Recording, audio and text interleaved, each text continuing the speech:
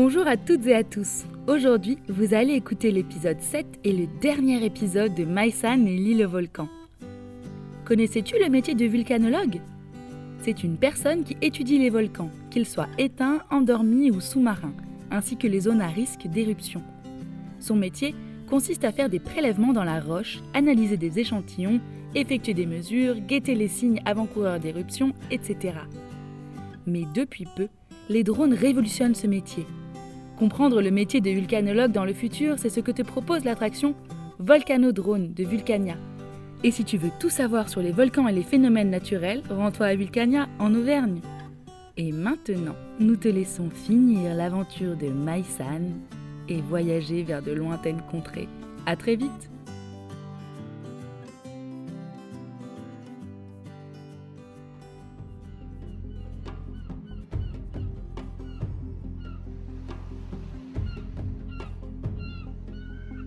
Un cri venu des profondeurs de la terre fait trembler les arbres et rouler les pierres.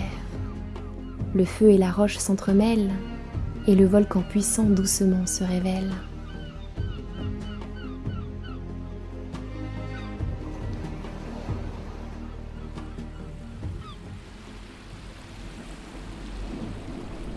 Maïsan regarde le petit canot partir vers l'île avec angoisse. Sa tante et Peter foncent droit sur le volcan pour aller chercher Diri qui se cache quelque part sur l'île, la cheville blessée. Le volcan semble redoubler de force. Il crache de grosses coulées de lave écarlate. Maïsan colle les jumelles à ses yeux et se presse contre Zena. Celle-ci passe la main dans les cheveux de la fillette. Ne t'inquiète pas, ça va aller. Mais sa voix tremble un peu. Sur le canot, Shaima pousse le moteur à pleine puissance. Le petit bateau vrombit et heurte les vagues. Peter et Shaima doivent se retenir au bord du canot pour ne pas tomber à l'eau. La fumée est de plus en plus dense à mesure qu'ils se rapprochent de l'île. Ils arrivent à la plage. Ils sautent à l'eau et tirent le canot. Puis, ils contournent le gros rocher et commencent à grimper sur les pentes du volcan. L'atmosphère est étouffante. Leur combinaison les protège un peu de la chaleur, mais elle freine aussi leur mouvement. Ils sentent sous leurs pas le volcan qui gronde. Diri est un peu plus haut, derrière cette barre rocheuse. Crie Peter pour couvrir le bruit des explosions. Shaima passe la main sur son visage. Ses cheveux collent à ses joues. De grosses pierres brûlantes, rougies par la lave, roulent dans la direction indiquée par Peter. Tout son corps donne à Shaima l'ordre de partir en courant et de ne surtout pas monter plus haut. Mais elle pense à Diri. Elle revoit sa grosse barbe grise, ses yeux rieurs. Elle entend son accent du Nord qui écorche un peu les mots. Il faut aller le chercher. Elle avance. Entre les éboulis et les cendres, elle se fraye un chemin. Peter la suit. Il marche dans ses pas comme un automate. La barre rocheuse est toute proche. Shaima plisse les yeux. Elle toussote. La fumée est tellement dense. Elle croit apercevoir une ombre allongée sous une cavité rocheuse à quelques mètres. Elle se précipite. C'est Diri. Elle lui prend la main. Il est brûlant. Ses yeux sont fermés. Diri, c'est moi. Tu m'entends ? Un grognement sort de dessous la barbe. Il est vivant. De l'eau. Murmure Diri. Shaima décroche la gourde pendue à sa ceinture et fait couler un filet d'eau dans la gorge de Diri. Celui-ci boit à grande gorgée et se redresse péniblement. Vous êtes fous d'être revenu. Un jour, tu m'as dit que ceux qui aimaient les volcans étaient toujours un peu fous. Lui répond Shaima. Au même moment, un bloc de pierre brûlant roule à quelques pas d'eux. Partons vite d'ici. Peter aide Diri à se mettre debout et lui soutient le bras. Il s'appuie sur l'épaule de Shaima. Tous les trois commencent à redescendre. Ils ne peuvent pas aller très vite car Diri boite. Ils aperçoivent un peu plus haut une coulée de lave qui se rapproche.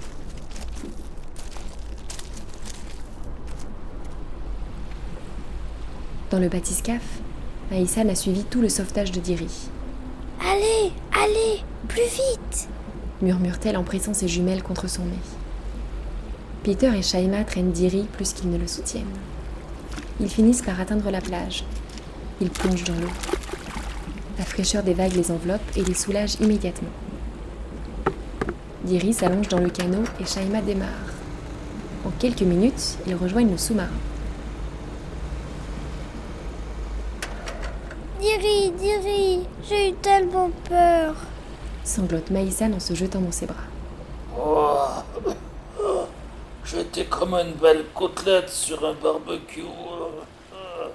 Lui répond Diri d'une voix rauque. Un sourire éclaire son visage. Il va devoir se reposer et soigner sa cheville. Mais il est sauf. Le canot et le sous-marin se dirigent vers la Canopus. Sur le ponton avant, Léane saute de joie. Elle remonte le sous-marin et le canot en actionnant la poulie. Oh, je suis tellement contente de vous voir tous vivants.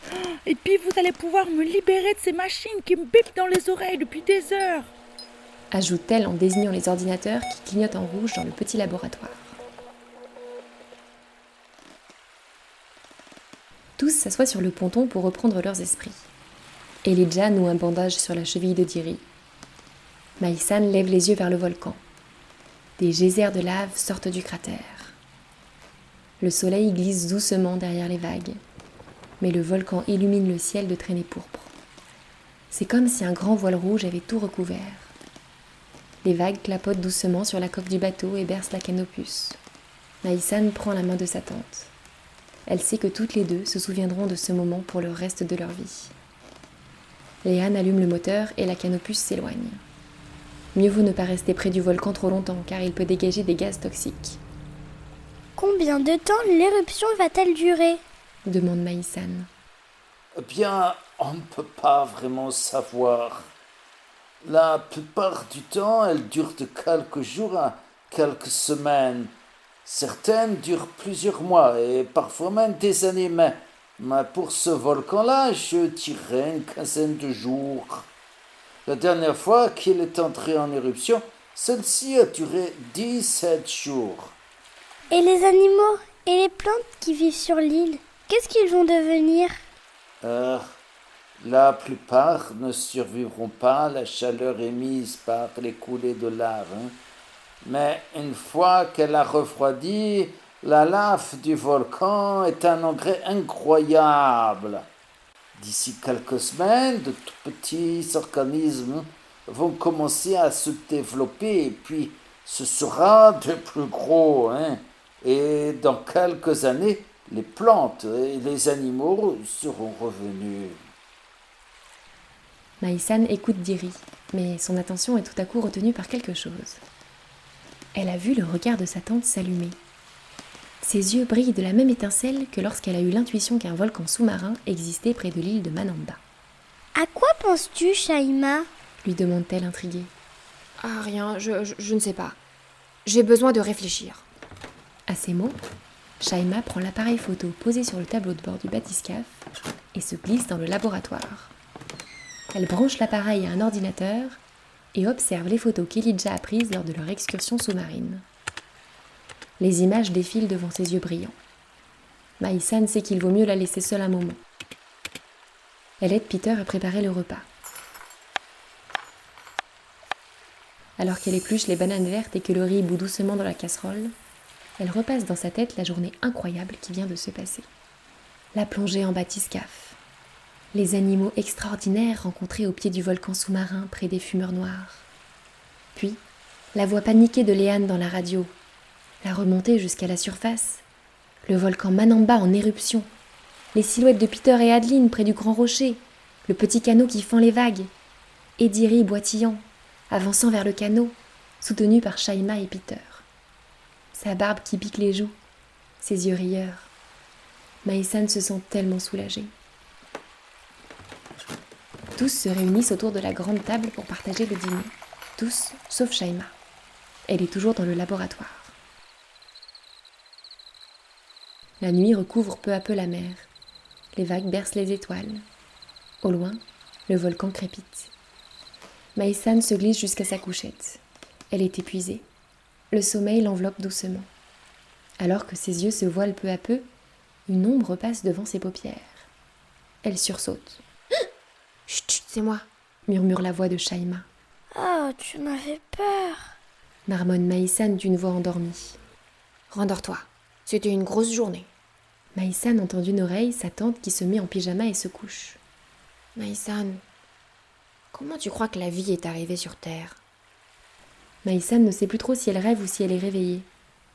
Je sais pas. C'était le Big Bang, je crois.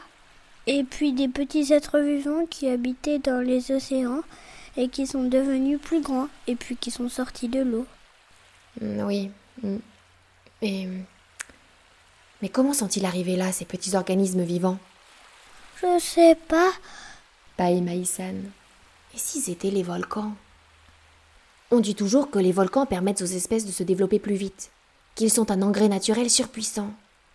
Mais si les volcans étaient en fait à l'origine de tout? Et s'ils étaient si parfaits qu'ils avaient créé la vie sur Terre? Par les gaz, la lave, les roches. Regarde ce qu'on a découvert aujourd'hui à 2000 mètres de profondeur.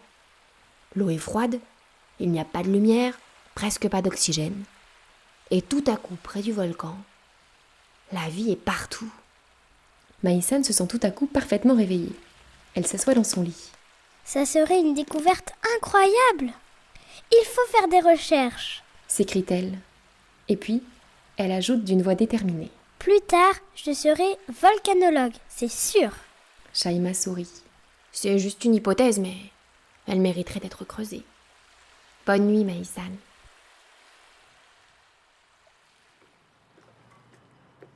Le jour se lève sur Mayotte. La Canopus est de retour dans le port de Mamoudzou. Diri, Peter, Shaima et Adeline prennent le chemin du laboratoire Magnus. Leurs bras sont chargés des échantillons de lave et de roches qu'ils ont prélevés sur le volcan Manamba et sur le volcan sous-marin.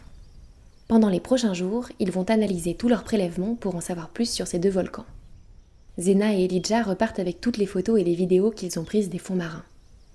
Et Maïsan traîne les pieds en direction de l'école. Elle passe le grand portail, se met en rang avec les autres élèves de sa classe et s'assoit sur sa chaise.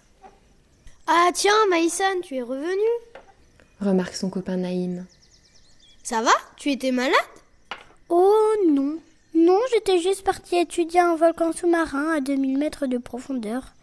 J'ai aussi échappé de peu à une éruption rouge avec coulée de lave et bombes volcaniques. Répond Maïsan avec un sourire rêveur. Naïm, lui, ouvre des yeux grands comme des soucoupes.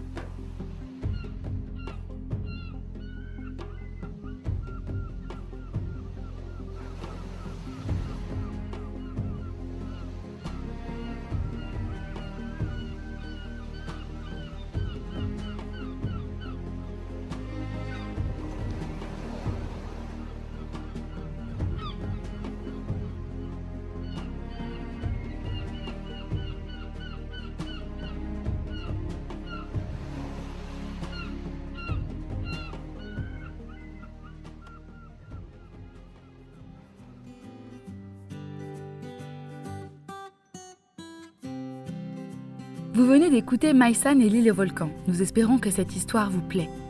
Pour nous soutenir, merci de laisser un avis sur Apple Podcast, d'en parler autour de vous et de nous suivre sur Instagram à @envoléconté. Merci encore et à très vite.